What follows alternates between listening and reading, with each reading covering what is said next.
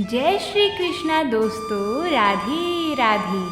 आप सभी का अपने चैनल में एक बार फिर से स्वागत है। प्रभु का प्रिय व्रत एकादशी व्रत आ गया है। आज हम सभी भक्तजन वैशाख शुक्ल पक्ष की मोहिनी एकादशी की व्रत कथा सुनेंगे। आप सभी भक्तजन इस कथा का श्रवण बड़ी ही भक्ति भाव और श्रद्धा पूर्वक करिएगा। एकादशी का व्रत बड़ा ही महान है। हमारे सभी शास्त्रों में एकादशी के व्रत के समान और कोई दूसरा व्रत नहीं बताया, पर फिर भी हम में से बस कुछ ही लोग एकादशी का व्रत कर पाते हैं। वो लोग बड़े ही धन्य हैं और उन पर प्रभु की कृपा है कि वो सभी एकादशी का व्रत पूर्ण कर पाते हैं। लोगों को लगता है कि व्रत रखने से क्या होता है, मन्नतें पूरी नहीं होती और भक्त जनों के जीवन में ही सबसे ज़्यादा संकट आते हैं। एकादशी का व्रत रखने से हम प्रभु के और करीब बढ़ जाते हैं। उनकी तरफ बढ़ने का, उनके करीब होने का ये छोटा सा प्रयास है। हम मानते हैं कि हर किसी के जीवन में अपनी अलग अलग परेशानियां हैं, जिनमें हम बड़े ही दुविधा, निराश और थके हुए से महसूस करते हैं। व्रत करने से हमारा एक विश्वास जागृत होता है।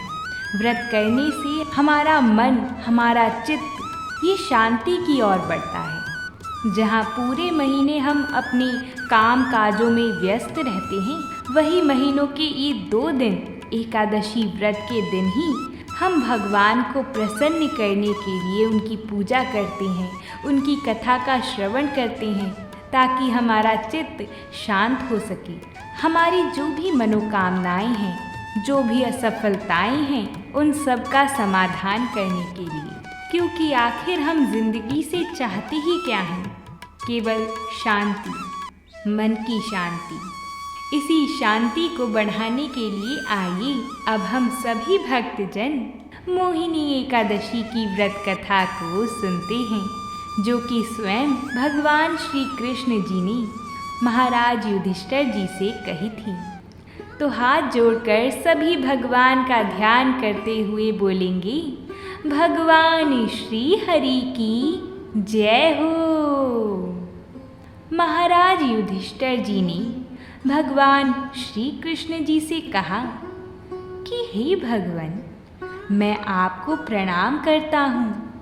मैंने आपके द्वारा वैशाख मास के कृष्ण पक्ष में आने वाली एकादशी, जिसे वरुथिनी एकादशी भी कहा जाता है, उसके बारे में संपूर्ण विस्तार से सुना है।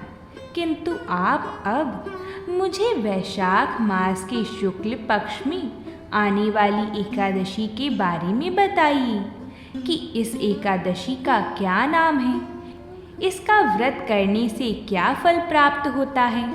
भगवान श्री कृष्ण जी कहने लगी, हे धर्मराज, वैशाख माह के शुक्ल पक्ष की एकादशी को मोहिनी एकादशी के नाम से जाना जाता है।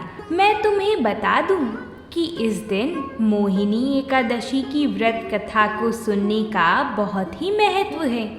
इसके संदर्भ में जो कथा मैं बताने वाला हूँ, वह कथा महर्षि वशिष्ठ जी ने श्री रामचंद्र जी को सुनाई थी। राजन, आप कृपा कर ध्यान पूर्वक सुनिएगा। एक समय की बात है, भगवान श्री रामचंद्र जी ने महर्षि वशिष्ठ जी से कहा कि हे गुरुदेव, मैंने सीता जी के वियोग में कई सारे दुखों को भोगा है। अतः मुझे ऐसे व्रत के बारे में बताइए जिससे समस्त पाप और दुख नष्ट हो जाएं। इस पर महर्षि वशिष्ठ जी ने भगवान श्री राम जी से कहा, हे राम, आपके द्वारा पूछा गया प्रश्न बहुत ही अच्छा है। आपकी बुद्धि अत्यंत ही पवित्र है।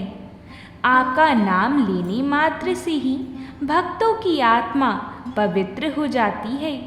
वैशाख माह के शुक्ल पक्ष में आने वाली एकादशी को मोहिनी एकादशी कहा जाता है। जो भी मनुष्य मोहिनी एकादशी का व्रत करता है, उस मनुष्य की जीवन से समस्त दुख व पाप नष्ट हो जाते हैं। मैं अब इसकी कथा कहता हूँ, इसे तुम ध्यानपूर्वक सुनो।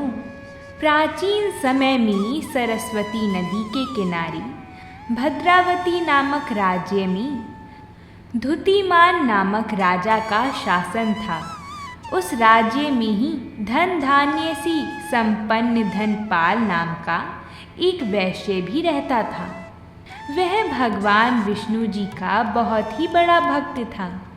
उसने संपूर्ण भद्रावती नगरी में कई सारे कुएं, धर्मशाला, भोजनालय, सरोवर, प्याऊ आदि का निर्माण एवं सड़कों पर आम, नीम, जामुन इत्यादि विभिन्न प्रकार के कई पेड़ भी लगवाए थे। धनपाल के 5 पुत्र थे, सुमना, मेधावी, सद्बुद्धि, धृष्ट बुद्धि एवं सुकृति। इनमें से धृष्ट बुद्धि वाला पुत्र बहुत ही पापी था।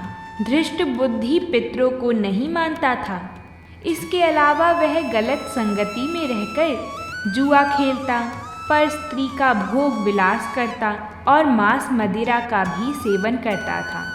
इसी प्रकार गलत कर्मों में वह अपने पिता के धन को नष्ट करता रहा। जब पिता को इन सब बातों का पता चला तो उन्होंने परेशान होकर धृष्ट बुद्धि को घर से निकाल दिया। पिता के द्वारा घर से निकाले जाने के बाद उसने कुछ समय तक अपने वस्त्र एवं गहनों को बेचकर अपना जीवन यापन किया, किंतु जब उसके पास धन समाप्त हो गया तो उसके सभी दुराचारी साथियों ने उसका साथ छोड़ दिया।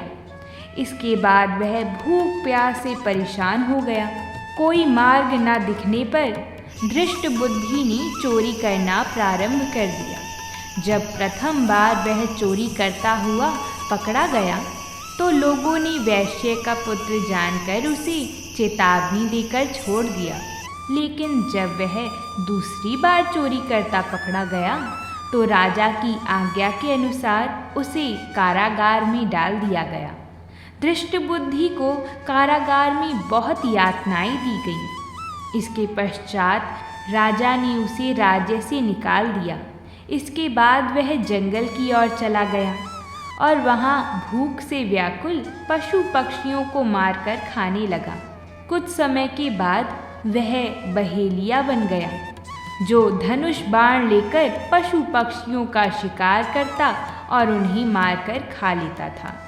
ऐसे ही एक दिन की बात है कि वह भोजन की तलाश में इधर उधर भटक रहा था। भोजन की तलाश करते हुए वह एक ऋषि के आश्रम में पहुंच गया। उन ऋषि का नाम कौंडिन। वह ऋषि गंगा स्नान करके आ रही थी तो उनके गीले कपड़ों से गंगा जल की छींटें उस बहेलिया पर भी गिरी, जिससे उसे सद्बुद्धि प्राप्त हुई। इसके बाद वह धृष्ट बुद्धि उन ऋषि के पास जाकर हाथ जोड़कर कहने लगा, हे महामुनि, मैंने अपने जीवन में कई सारे पाप किए हैं। कृपया करके आप मुझे इन सभी पापों से मुक्ति पाने के लिए बिना धन का उपाय। उस बहेलिया के ऐसे वचन सुनकर ऋषि उनसे प्रसन्न हुए और उन्होंने कहा कि तुम वैशाख माह के शुक्ल पक्ष में आने वाली मोहिनी एकादशी का व्रत करो। इस व्रत को करने से मनुष्य के पर्वत के समान पाप भी नष्ट हो जाते हैं। उन ऋषि के मुख से यह बात सुनकर वह बहुत ही प्रसन्न हुआ और उनके द्वारा बताई गई विधि के अनुसार उसने मोहिनी एकादशी के व्रत को किया। वशिष्ठ जी प्रभु से कहते हैं, हे राम, मोहिनी एकादशी व्रत के प्रभाव से उसके संपूर्ण पाप नष्ट हो गए और अंत में वह भगवान के गरुण जी पर बैठकर विष्णु लोक को गया। इस व्रत को करने से सभी प्रकार के मोह से छुटकारा मिलता है। इस व्रत कथा के महात्म्य को पढ़ने अथवा सुनने से 1000 गायों को दान करने के समान फल प्राप्त होता है। तो बोलिए भगवान श्री हरि की जय हो। अगर आप सभी को ये कथा अच्छी लगी है तो वीडियो को लाइक और चैनल को सब्सक्राइब ज़रूर करिएगा। प्रेम से बोलिए जय श्री कृष्णा।